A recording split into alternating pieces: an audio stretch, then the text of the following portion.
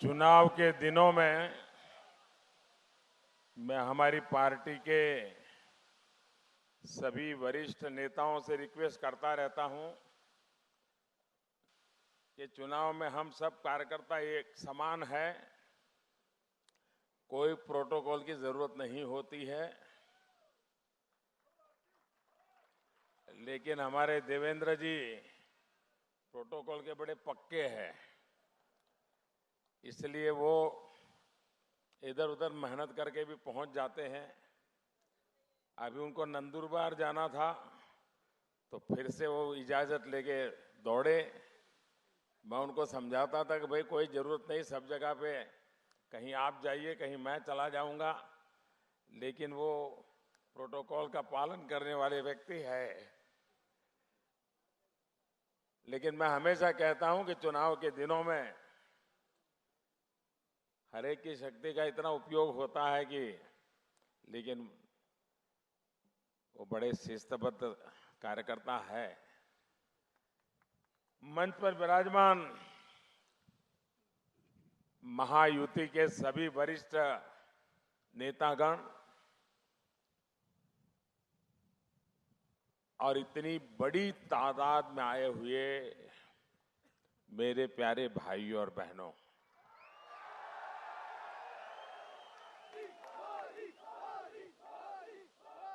ये थे जमलेला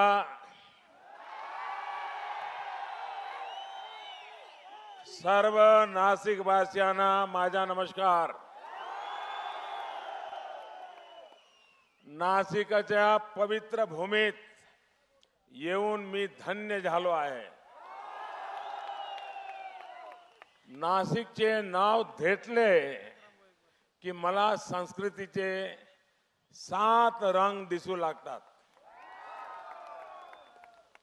या पुण्यभूमीचा पहला रंग आहे आदिमाता सप्तशृंगी देवी। दूसरा रंग आहे कुंभ मेळ्याचा। तीसरा रंग आहे ज्योतिर्लिंग त्र्यंबकेश्वराचा। चौथा रंग आहे भगवान श्रीराम आणि देवी सीता यांच्या पावन वास्तव्याचा। पांचवा रंग हनुमान जन्मस्थान अंजनेरीचा। सहावा रंग वीर सावरकर यांच्या जन्मगावाचा। आणि 7वा रंग आहे बाबासाहेब आंबेडकरांनी समतेचा लढा उभारला त्या मंदिर प्रवेश सत्याग्रहाचा। असे सर्व सात्विक रंग घेऊन नटलेले हे तीर्थक्षेत्र आहे। मी आज नाशिकच्या या पावन भूमीत येऊन धन्य झाला आहे। साथियों, डिंडोरी, नासिक और धुले सब दूर से आए हुए हमें आशीर्वाद देने के लिए आए हुए आपके स्नेह के कारण अच्छों की घबराहट, उनका बीपी तेज हो गया होगा, वो बौखलाए जा रहे हैं। आपने देखा होगा, मैंने तो देश की सुरक्षा, वंशवाद, भ्रष्टाचार, उन बातों को लेता हूं और दूसरी तरफ विकास की चर्चा करता हूं। लेकिन कुछ लोगों को जैसे ही मैं वंशवाद बोलता हूं, भ्रष्टाचार बोलता हूं, देश की सुरक्षा की बात करता हूं, तो मैं बोलता यहां हूं और उनको बिजली का करंट वहां लगता है। और फिर करंट लगता है तो कैसा मुंह से कुछ न कुछ निकलता है, ऐसा उनके मुंह से भी गाली गलौज। ये दौर चुनाव के पहले 2 चरण के बाद तो ये जरा और तेज हो गया है। पहले दिन में 50 गाली देते थे, अब 100 दे रहे हैं। पहले ऊंची आवाज से बोलते हैं, अब चिक चिक करके बोल रहे हैं। और उसका कारण क्या है मालूम है?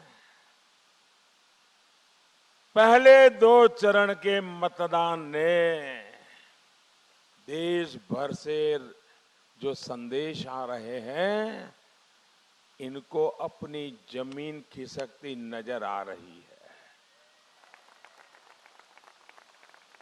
साथियों, साल 2014 में महायुति भारतीय जनता पार्टी एनडीए की एक मजबूत सरकार बनाने में आप सभी का बहुत बड़ा योगदान रहा है।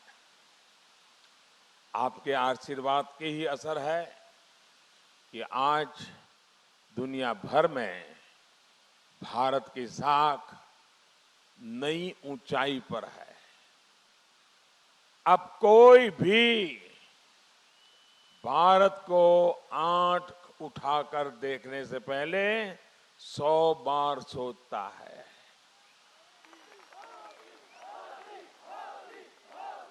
ये आपको सही लगता है मेरी बात? मैंने जो कहा वो सही लगता है आपको? मेरी बात में भरोसा है? आपको अगर याद होगा तो 2013-14 में जब मैं चुनाव लड़ रहा था, पहली बार लोकसभा का चुनाव लड़ रहा था, पहली बार देश के सामने अपनी बात लेकर के गया था, तो सारे देश में और खास करके हमारे दिल्ली में एक जमात है, वो बैठ करके दिन में एक सरकार बनाते और दूसरे दिन गिराते हैं, तो उनके खेल चलते रहते हैं। तो जैसे ही मेरा चुनाव लड़ना तय हुआ तो उन्होंने एक एजेंडा सेट किया, मोदी जहां जाएगा, कोई भी इंटरव्यू करेगा तो उसको पूछेंगे कि तुम्हें विदेश नीति तो मालूम नहीं है, तुम गुजरात के बाहर कुछ जानते नहीं हो, ये दुनिया के लोगों से तुम कैसे बात करोगे, देश की विदेश नीति का क्या होगा, दुनिया में हिंदुस्तान की इज्जत का क्या होगा, ये सवाल मुझे पूछते थे। तब मैंने कहा देखो भाई, मैं ज्यादा बहुत तो जानता नहीं हूं, नया हूं, सीखने का प्रयास करूंगा, लेकिन मैं इतना वादा करता हूं कि हम न आंख झुकाकर बात करेंगे, न आंख उठा करके बात करेंगे, हम आंख में आंख मिला करके बात करेंगे। ये मैंने 2013-14 में कहा था। उस समय शायद मेरी बात लोगों को लगा होगा, यार मोदी ने बड़ा शानदार डायलॉग मारा, ऐसा लगा होगा।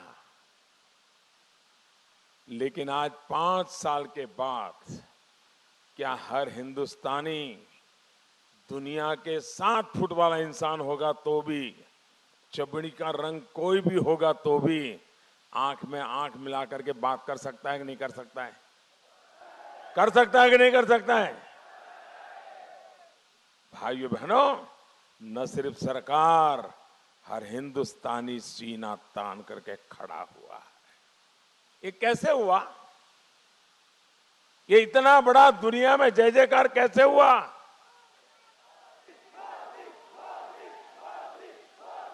क्यों इधर कुछ हो नहीं रहा है?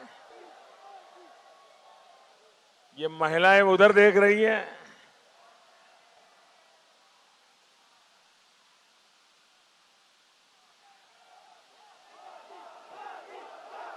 ये कैसे हुआ? मोदी मोदी मोदी आप कर रहे हैं, मोदी ने नहीं किया है। ये आपके एक वोट की ताकत है, वोट की ताकत। आपने सही बटन दबाया, दुनिया के सामने हिंदुस्तान ताकत बन के खड़ा हो गया। ये ताकत है आपके वोट की।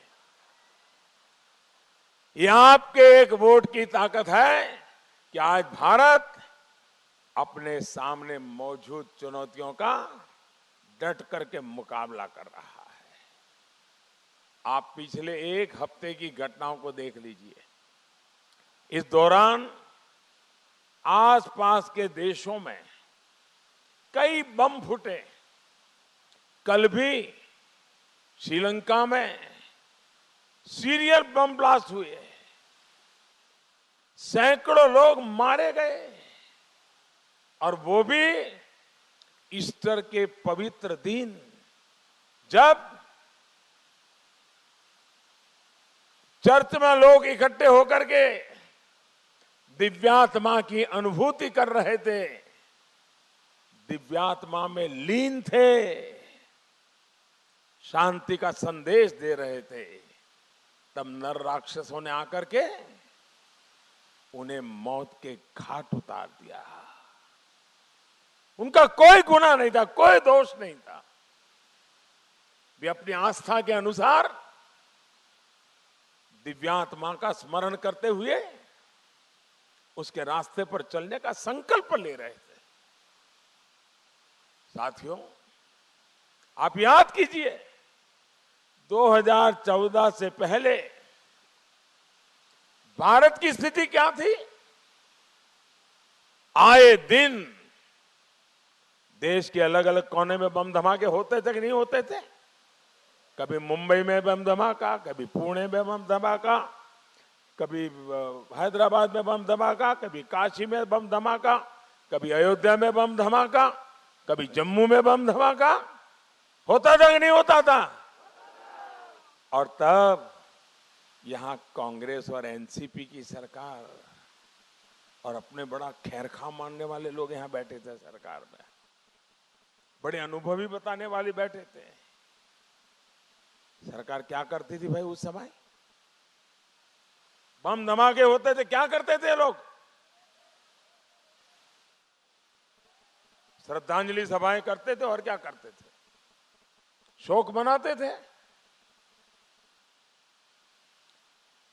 उनकी सरकार दुनिया भर में पाकिस्तान के नाम पर रोती रहती थी। देखिए पाकिस्तान हमारे देश में आके ऐसा करता है, देखिए पाकिस्तान हमारे देश में ऐसा करता है। लेकिन आपके इस चौकीदार ने क्या किया?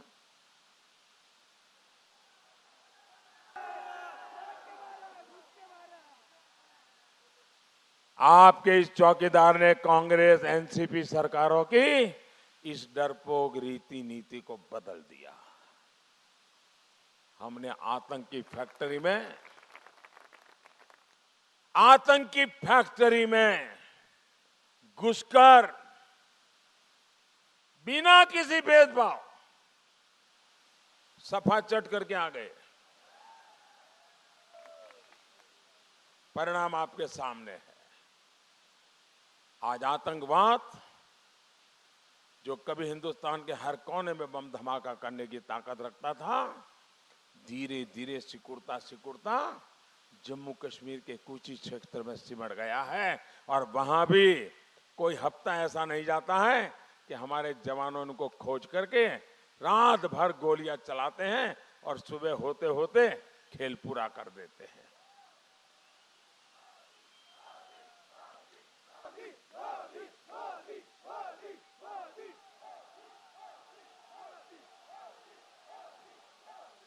आज हर आतंकी को पता है कि अगर देश के किसी हिस्से में बम धमाका किया तो ये मोदी है, ये उन्हें पाताल में भी खोजकर सजा देगा और उनके आकाओं को भी खत्म करके रहेगा।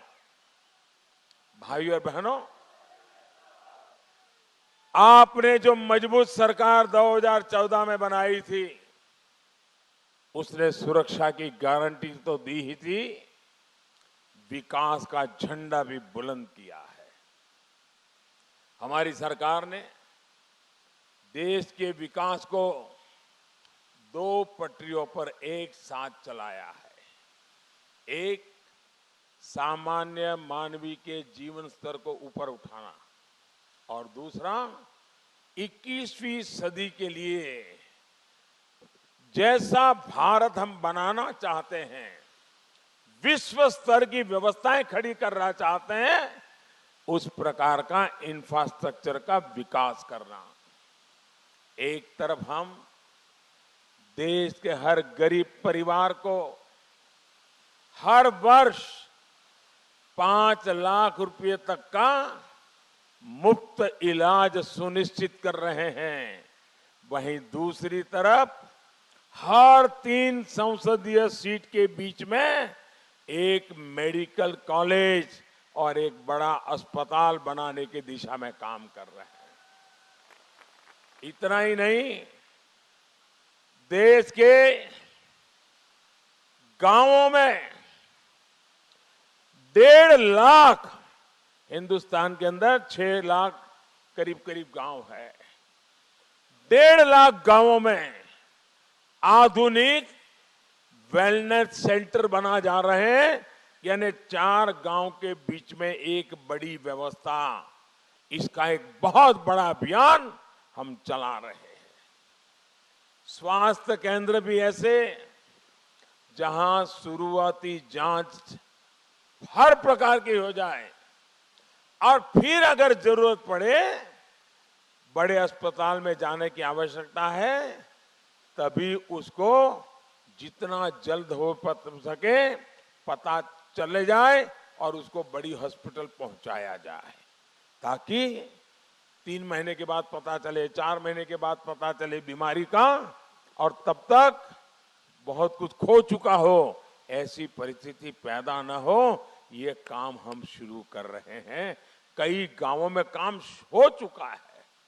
साथियों, एक तरफ हम तेज गति से गांव गांव में सड़कें बना रहे हैं, वहीं देश के हर घर को रोशन करने के लिए मुफ्त बिजली कनेक्शन भी दे रहे हैं। एक तरफ हमने हर गरीब के बैंकों में खाते खुलवाए और दूसरी तरफ बैंकों के दरवाजे गरीबों के लिए, किसानों के लिए, पशुपालकों के लिए, मछुआरों के लिए खोल दिए। बिना गारंटी के ऋण आज स्वरोजगार के लिए आसानी से उपलब्ध है। एक तरफ हम डिजिटल लेन देन के लिए देश को प्रोत्साहित कर रहे हैं, वहीं दूसरी तरफ अब गांव-गांव में, डाकघरों में भी, बैंकों में हम बदलाव ला रहे हैं।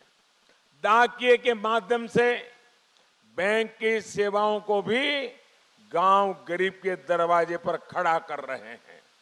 अरसे बाद डाकियों के वेतन में भी उचित वृद्धि का काम भी हमारी सरकार ने किया है। इतना ही नहीं साथियों, एक तरफ हम भारत माला और सागर माला के माध्यम से 2 गुनी गति से हाईवे का विस्तार कर रहे हैं, तो दूसरी तरफ हम उड़ान योजना के माध्यम से नासिक जैसे शहरों में एयर कनेक्टिविटी बढ़ा रहे हैं। साथियों, नासिक सहित पूरे महाराष्ट्र में समंदर के किनारे जो बंदरगाह से कनेक्टिविटी है, उसको मजबूत करने के लिए 200 से ज्यादा प्रोजेक्ट चल रहे हैं। नासिक को ड्राई पोर्ट की सुविधा भी मिलनी तय है। नासिक, जालना, वर्धा और सांगली में मल्टी लॉजिस्टिक पार्क बनाए जा रहे हैं। इनसे व्यापार की सुविधा होगी, उद्योग कारखाने लगेंगे, फूड प्रोसेसिंग सेंटर के लिए नए रास्ते खुलेंगे, अंगूर जैसे फलों के एक्सपोर्ट में मदद मिलेगी और युवाओं को नए अवसर भी मिलेंगे। साथियों, देश के हर व्यक्ति तक विकास पहुंचे, ये प्रयास हमने किया है। किसान हो या फिर आदिवासी, जीवन के हर चरण के लिए कुछ ना कुछ किया है। आदिवासी बच्चों की पढ़ाई के लिए देश भर में एकलव्य मॉडल स्कूल खोले जा रहे हैं।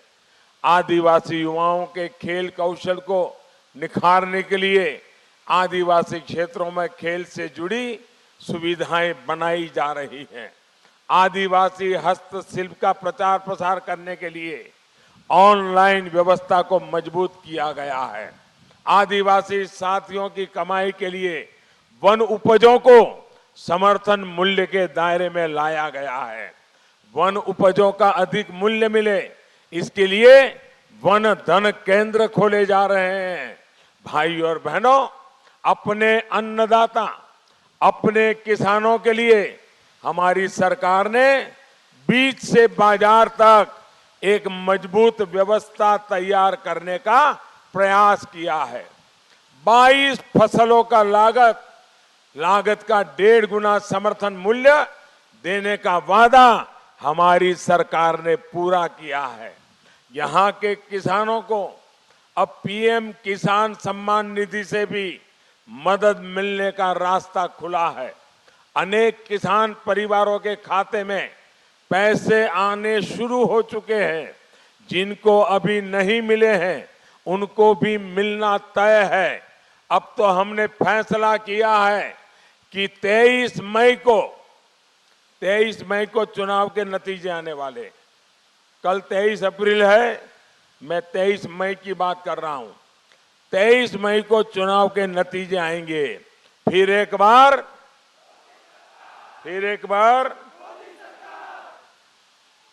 23 मई के बाद जब फिर एक बार मोदी सरकार आएगी, तो महाराष्ट्र के सभी किसानों को भी इस मदद पहुंचाई जाएगी। अभी जो 5 एकड़ की जमीन का नियम है, वो शर्त भी हटा दी जाएगी। साथियों, यहां के प्याज की खेती करने वाले किसानों की सुविधाएं बढ़ाने पर भी सरकार का जोर है। सरकार द्वारा स्टोरेज की क्षमता बढ़ाने और प्याज के ट्रांसपोर्टेशन पर लगने वाले खर्च को कम करने का प्रयास किया जा रहा है। अभी मैं मंच पे पूछ रहा था, क्योंकि मैं गुजरात में था, तो मेरा महाराष्ट्रियन परिवारों में भोजन के लिए जाना आना जरा ज्यादा होता था। तो साल में एक दिन वो एक त्योहार मनाते थे, और उस त्योहार के दिन सबके सब लोग कांदा खाते थे, प्याज खाते थे। हर चीज प्याज की बनती थी पूरा दिन। तो उस दिन मैं खास मराठी परिवार में जाता था। तो मैं अभी इनको पूछ रहा था कि भाई यहाँ तो किसी ने कहा कोई चंपा षष्ठी बोलते हैं, अलग अलग बोलते हैं, लेकिन देखिए समाज की व्यवस्था, एक साथ प्याज को मार्केट देने का कैसा बढ़िया तरीका था। पूरे एक दिन में सभी लोग प्याज खाते थे, और उसका परिणाम यह था कि प्याज को बहुत बड़ा मार्केट मिल जाता था। ऐसी एक परंपरा खड़ी हुई थी। यानी हमारे पूर्वज कितने समझदार और दीर्घदृष्टा थे। क्योंकि मुझे गुजरात का अनुभव है, और आदिवासियों में तो हमारे यहाँ और आपके यहाँ पड़ोस में ही लोग हैं, ये अक्सर होता है। कहने का मतलब सामाजिक व्यवस्था में भी कृषि इकोनॉमी, एग्रीकल्चर इकोनॉमी, इसका विशेष महत्व था। भाइयों बहनों, मुझे पिछले दिनों जो पार्लियामेंट में आपके सारे विधायक और आपके एमपी हमारे सब मिलने आए थे, और प्याज एक्सपोर्ट करने के विषय में विस्तार से मेरे से चर्चा की थी, और जितने सुझाव दिए थे सारे मैंने लागू कर दिए थे। प्याज का एक्सपोर्ट बढ़ाने के लिए केंद्र सरकार ने एक्सपोर्ट इंसेंटिव को भी बढ़ाकर 2 गुना कर दिया है। साथियों, कांग्रेस में आपको कांग्रेस की एक चालाकी के बारे में भी बताना चाहता हूं। ये चालाकी ये है कि बिचौलियों को फायदा पहुंचाने के लिए फसलों की कीमत से खेल करना।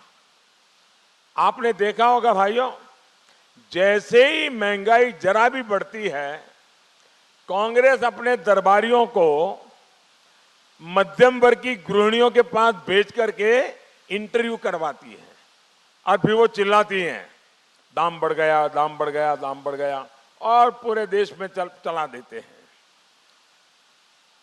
उस वक्त उसे किसान याद नहीं आता है, और अगर दाम गिर जाते हैं, प्याज के दाम कम हो गए, टमाटर का दाम कम हो गया, तो फिर क्या करते हैं, किसान के पास पहुंच जाते हैं और टीवी पर उनकी बाइट लेते हैं और किसान कहता है देखो हम लूट गए। ये ऐसे बदमाशी करते थे। महंगाई बढ़ी तो हाउसवाइफ को पूछो, अगर प्याज आलू टमाटर का दाम गिरा तो किसान को पूछो, लेकिन जो बिचौलिए जो माल खा जाते हैं उनकी बात छुपा देते थे। और आपकी मुसीबत का कारण उपभोक्ता नहीं है, वो तो आवश्यक पैसे देने के लिए हमेशा तैयार होता है। आपकी मुसीबत का कारण किसान का पसीना नहीं है, आपकी मुसीबत का कारण ये बिचौलिए हैं, बिचौलिए। और मोदी ने लड़ाई जो लड़ी है ना, ये बिचौलियों के खिलाफ लड़ी है। इतने वर्षों के राज में कांग्रेस ने किसान और उपभोक्ता के बीच सीधा संबंध बनने ही नहीं दिया। अब हमारी सरकार बिचौलियों के राज को खत्म करने के लिए काम कर रही है। जैसे डेयरी सेक्टर में सहकारी संगठन होते हैं, वैसे ही अन्य कृषि सेंटरों में फार्मर प्रोड्यूसर्स ऑर्गेनाइजेशन एफपीओ बनाए जा रहे हैं। देश में 22,000 से ज्यादा ग्रामीण हाटों को विकसित किया जा रहा है। ये काम किसानों और ग्राहकों के बीच की दूरी को खत्म करेंगे और किसानों को उसकी मेहनत की उचित कीमत मिलेगी। साथियों, मुझे बताया गया है कि कांग्रेस यहां नदियों के पानी को लेकर के तरह तरह की अफवाह फैला रही है। लोगों से झूठ बोल करके उन्हें गुमराह करके वोट पाने का एक कांग्रेस का बहुत पुराना तरीका है। मैं इस क्षेत्र के लोगों से स्पष्ट कर देना चाहता हूं कि आप लोगों की इच्छा के खिलाफ कोई कुछ नहीं करेगा और न ही कुछ कर पाएगा। ये मैं आपको सार्वजनिक रूप से वादा करता हूं। इसलिए जो कांग्रेस अफवाहें फैला रही है, इतना ही नहीं, एचएएल के लेकर अफवाहें फैलाए रहे। अरे तुमने तो उसका गला घोंट दिया, सारे एचएएल को खत्म कर दिया। हमने मेक इन इंडिया के तरह डिफेंस के हर चीज के उत्पादन बढ़ा दिया है। नए नए डिफेंस कॉरिडोर बना रहे हैं। हम तो ताकत देने वाले हैं और मेरे शब्द लिख रखिए, 10 साल के भीतर भीतर इसकी ताकत 2 गुना 3 गुना होकर के रहने वाली। साथियों, देश की सुरक्षा, सम्मान और स्वाभिमान की चौकीदारी आपके हाथ में है। आपको इस चौकीदार को मजबूत करना है। डिंडोरी और धुले में कमल के निशान पर और नासिक में धनुष बाण पर बटन दबाएंगे तो आपका हर वोट मोदी के खाते में आएगा। भाइयों बहनों, आप मुझे कहिए, हमारा देश मजबूत होना चाहिए कि नहीं होना चाहिए? आज की दुनिया में देश मजबूत होना जरूरी है कि नहीं है? मजबूत देश के लिए मजबूत सरकार चाहिए कि नहीं चाहिए? मजबूत सरकार चाहिए कि नहीं चाहिए? और मजबूत देश की सरकार चलाने के लिए मजबूत प्रधानमंत्री भी होना चाहिए कि नहीं होना चाहिए? मुझे बताइए, आज ये जितने चेहरे आप देख रहे हो, उसमें मजबूती किसके पर भरोसा है आपका? किस पर भरोसा है? गांव में किसी को भी पूछ लीजिए किस पर भरोसा है? तो जिस पर भरोसा है उसको देश का कमान दोगे कि जिस पर भरोसा ही नहीं है उस पर प्रयोग करोगे?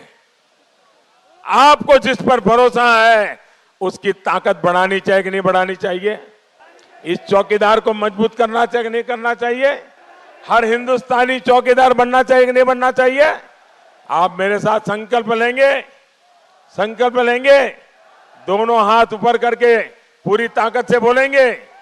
मैं बोलूंगा, उसके बाद आपको बोलना है चौकीदार।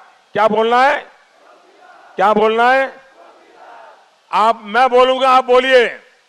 गांव गांव है, गांव गांव है, भ्रष्टाचार खिलाफ लड़ाई में, देश की सुरक्षा में गांव गांव है, शहर शहर है, बच्चा बच्चा, बड़े बुजुर्ग भी, माता बहनें घर घर में हैं, खेत खलिहान में, बाग बगान में, देश के अंदर, सरहद पर भी डॉक्टर, इंजीनियर, शिक्षक, प्रोफेसर, लेखक, पत्रकार, कलाकार भी, किसान, कामगार, दुकानदार भी, वकील, व्यापारी, छात्र, छात्राएं, पूरा हिंदुस्तान, पूरा हिंदुस्तान, पूरा हिंदुस्तान भारत माता की, भारत माता की। बहुत बहुत धन्यवाद।